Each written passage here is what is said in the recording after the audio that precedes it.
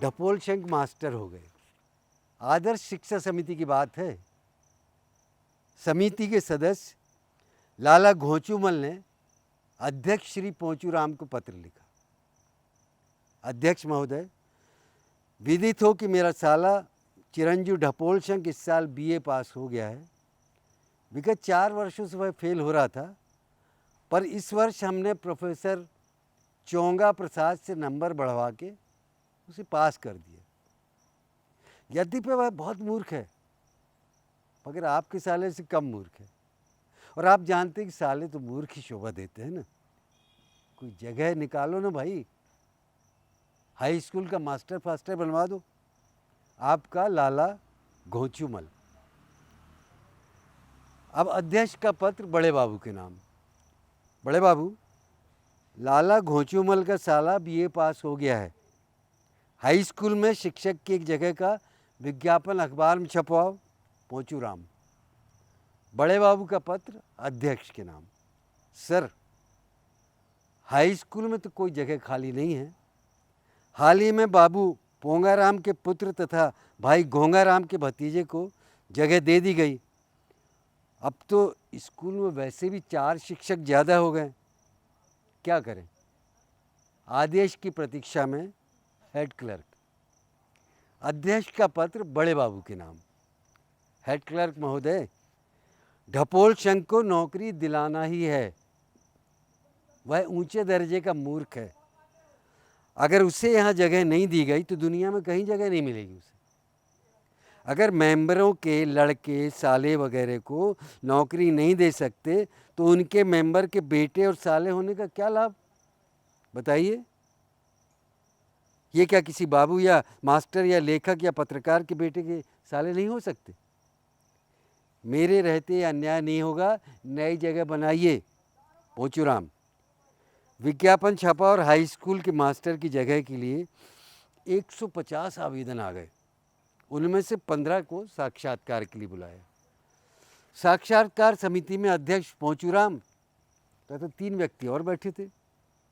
15 उम्मीदवारों में 14 अच्छे योग्य व्यक्ति थे और एक अपने थे ढपोल शंख बीए पास। 14 में से एक के बाद एक उम्मीदवार आते गए और सवाल कुछ इस तरह से जो योग्य थे उनसे पूछे गए। कामायनी और साकेत का आप अंग्रेजी में अनुवाद कर सकते हैं? तुलसीदास की पत्नी रत्नावली कौन कौन से आभूषण पहनते थी? प्रश्नों को सुनकर जब वे बुद्धिमान उम्मीदवार अचकचा कर रह जाते तो पोंचूराम मेंबर्स कहते, बड़ा कमज़ोर लड़का है, साधारण सी बात नहीं जानता। बताइए, रत्नावली कौन से आभूषण पहनते ये नहीं मालूम? रिजेक्ट करो। अब आ गए ढपोल शंख। वार्तालाप कुछ इस तरह इस क्रम में चला। पोंचूराम, आओ बेटे आओ बेटे आओ ढपोल शंख, अच्छे तो हो ना? ढपोल शंख, हाँ अच्छा हूँ। पोंचूराम, अम्मा तो मजे में है ना बेटा? ये तो मर गई है ना? ढपोल शंख, अरे कब मरी? झूठ बोलता बदमाश। ढपोल शंख, आप ही ने तो कहा था मर गई। अरे यार, वो तो मेरी अम्मा मर गई थी, मैं तुम्हारी अम्मा की बात पूछ रहा हूँ।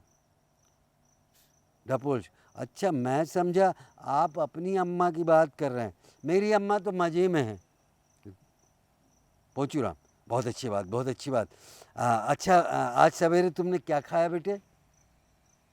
ढपोल, दाल भात रोटी साग प्याज संग में। पोंचूराम, शाबाश शाबाश। फिर पोंचूराम ने सदस्य का देखा कैसा तेज लड़का है। बस ढपोल शंख मास्टर हो गए। अब एक और रचना, 3 रचनाएं सुनाऊंगा, बड़ी अच्छी हैं। अनुशासन, ये भी स्कूल से संबंधित है। एक अध्यापक था, वो सरकारी नौकरी में था। मास्टर की पत्नी बीमार थी, अस्पताल में थी। तभी उसके तबादले का ऑर्डर आ गया। शिक्षा विभाग के बड़े साहब उसी मोहल्ले में रहते थे। उनका बंगला मास्टर के घर से दिखता था। वह उनके बंगले के सामने से निकलता था तो उन्हें सादर नमस्ते कर लेता था। मास्टर ने सोचा साहब से कहूँ तो वे फ़िलहाल मेरा तबादला शायद रोक दें। वह साहब के घर गया। बरामदे में बड़े साहब ने पूछा, क्यों क्या बात है? साहब एक प्रार्थना है। बोलो। मेरी पत्नी अस्पताल में भर्ती, बहुत बीमार है साहब। तो मेरे तबादले का ऑर्डर हो गया है। तो सर कृपा कर फिलहाल मेरा तबादला कैंसिल कर दीजिए। साहब नाराज़ हुए, बोले तुम्हें अनुशासन के नियम मालूम है? तुम सीधे मुझसे क्यों मिलने आ गए? तुम्हें आवेदन करना चाहिए थ्रू प्रॉपर चैनल, समझ गए? तुम्हें अपने हेडमास्टर की लिखित अनुमति के साथ मुझसे मिलना था। जाओ, तबादला कैंसिल नहीं होगा। तुम्हें अनुशासन भंग करने के लिए डांट भी पड़ेगी और तुम्हारा एक्सप्लेनेशन भी कॉल होगा। मास्टर को डांट पड़ गई, एक्सप्लेनेशन भी कॉल हो गया और लिखा उसमें आइंदा साहब से सीधे नहीं मिलने की चेतावनी भी। मास्टर ने 2 महीने की छुट्टी ले ली। एक साहब, बड़ा मज़ा आया। एक बार शाम को साहब के घर में आग लग गई। आसपास के लोग आग बुझा रहे थे। मास्टर बरामदे में खड़े हुए देख रहे थे। आग बुझ गई, अधिक नुकसान नहीं हुआ। दूसरे दिन मास्टर निकले तो साहब गेट पर खड़े थे। साहब ने कहा, मास्टर साहब कल मेरे घर में आग लग गई थी, तो तुम खड़े खड़े देखते रहे, बुझाने क्यों नहीं आए? मास्टर ने नम्रता से कहा, सर मैं मजबूर था, हेड मास्टर साहब बाहर गए, उनकी लिखित अनुमति के बिना कैसे आ जाता? आपकी आग बुझाने के लिए थ्रू प्रॉपर चैनल चाहिए ना।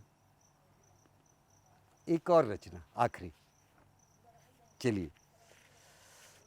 मास्टर साहब पान खाते जाइए। दिन में कम से कम 2 बार निकलता हूँ इस सड़क से। सड़क के बाएं बाजू से ही चलता हूँ, इसलिए इस दुकान से लगभग सटकर दिन में कम से कम 1 बार तो ज़रूर निकलता हूँ। और इस दुकानदार से दिन में 1 बार आंखें ज़रूर चार हो जाती, क्योंकि मैं दुनिया में ज़रा आँख खोलकर चलने का पक्षपाती हूँ और वह ग्राहकों की आँख खोजने का। स्कूल में लड़कों को पढ़ाकर दाल रोटी कमा लेता हूँ भाई। इस दुकानदार का लड़का मेरे ही स्कूल में पढ़ता है। प्रतिदिन 1 घंटा मेरा भी उस क्लास में होता है। शहर के हर मोहल्ले में मुझे जानने वाले लड़के हैं और लड़कों के पिता भी। ये दुकानदार भी जानता है कि मैं इस लड़के को पढ़ाता हूँ, पर इसकी दृष्टि में जो भाव मुझे देखकर आता है वो उसे समझ में नहीं आता कि वो मुझे जानता है। जैसे और लोगों को एक क्षण देख लेता और मुझे भी देख लेता, और वैसे अन्य लोगों को मूल्य इसी आँखों में कुछ नहीं जब तक वे उसकी दुकान से सामान न खरीदें। मेरा मूल्य भी उसकी निगाह में कुछ नहीं, क्योंकि मैंने उसके यहाँ से आज तक कुछ नहीं खरीदा। कभी जब वह लड़का दुकान पर होता तो वही ऊंची दुकान से नमस्ते फेंक कर मारता, पर वह बाप वैसा ही उदासीन होता। एक बार देख लेता। कल की बात है, मैं जब इस दुकान के पास से निकला तो एकदम आवाज़, माँ साहब नमस्कार, अरे पान तो खाते जाइए। मैं अकबकाकर देखा कि वही दुकानदार खड़े होकर हाथ जोड़े नमस्कार कर रहा। बोला, आइए बैठिए माँ साहब, बैठिए, आपके तो दर्शन ही दुर्लभ माँ साहब। मैंने कहा, मैं तो रोज़ निकलता हूँ 2 बार, आप देखते भी हैं मुझको। वह हतप्रभ सा हो गया। जैब तो बोले, हाँ अजी अभी कभी दुकान पर आपकी चरण रज नहीं पड़ी ना, आइए। जा रहे, अच्छे पान ले 2 बढ़िया माँ साहब के लिए। चाय पीजिएगा माँ साहब? मैंने कहा, नहीं चाय आय नहीं पीऊँगा भाई, और पान भी नहीं मंगाइए। ऐसा करो लौट कर खा लूँगा, ज़रा जल्दी में हूँ। भाई बोला, माँ साहब बात ये है कि ये रमेश है ना, रमेश, इसने अंग्रेजी और गणित के पर्चे बिगाड़ दी माँ साहब। अब आप ज़रा कृपा करके ख्याल कर लीजिए। उसका रोल नंबर है 362 है माँ साहब। आप ही के भरोसे से स्कूल में भर्ती कराया था। मैं उठकर चलने लगा। वह हैं करके बोले, लौटते वक्त माँ साहब पान जरूर खा लिए, नहीं तो शिकायत रहेगी मुझको। लौटकर मैं दूसरे रास्ते से गया। इम्तिहान का मौसम है। शहर में 2 सबसे अधिक लोकप्रिय होते हैं, सुरैया और मास्टर साहब। सड़क पर कई लोग ऐसे प्रेम से मिलने लगे हैं, ऐसा लगा कि दुनिया में स्नेह की बाढ़ आ गई। परीक्षा के दिन है ना। नमस्कार। जी।